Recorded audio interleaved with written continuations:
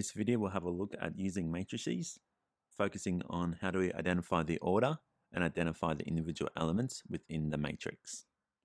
So every matrix will have an order, and that order tells the user how many rows and how many columns make up that matrix. So when you are writing the order of a matrix, you write it as a multiplication, and it is the first number will be the number of rows within that matrix. The second after multiplication will be the number of columns. So having a look at a couple of examples, we've got matrix A, and that matrix A has 3 columns and 2 rows. So the order of matrix A is going to be 2 times 3, because remember the rows come first and then the columns come second. Having a look at matrix B, it consists of 2 rows and 2 columns, so the order is going to be 2 times 2. Looking at matrix C, it consists of 1 row and 3 columns, so the order is going to be 1 times 3. And then finally, for matrix D, the order is going to be 3 times 1 because it consists of 3 rows and 1 column. So that is how we write the order of a matrix, rows multiplied by the column. The concept of the order of the matrix will become important when we start looking at adding, subtracting, and multiplying matrices together. So the other key part of a matrix is the elements that consist of the matrices.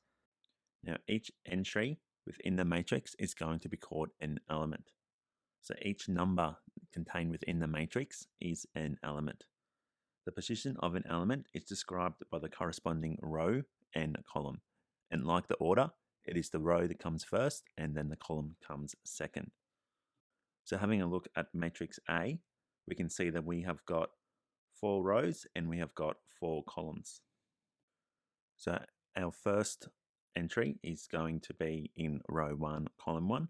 So the element is going to be A and then 1, 1, representing row 1 and column 1. And then moving across the row, it is going to be row 1 still, but column 2. Then row 1, column 3, and row 1, column 4. Then moving down to the second row, we're going to have row 2, column 1, and then we're going to have row 2, column 2, column 3, and column 4. Then you can do the same for the third row, so row 1, column 1. And finally for the fourth row, we'll have row 4, column 1, row 4, column 2, row 4, column 3, and row 4, column 4. So we can use these elements to be able to identify a specific number within the matrix. So we could be looking for A3, 3, and we know that's going to be row 3 and column 3. So let's have a look at an example of how we can identify parts of a matrix using its element description. So in the example, we want to write the following elements for the matrix. We've got A23, A11, and A31. So having a look at the matrix, I can see that I have got 2 rows, so row 1, row 2, and 3 columns, column 1, column 2, column 3. So remembering the elements are written row and then column. So A23 is going to be row 2 and column 3.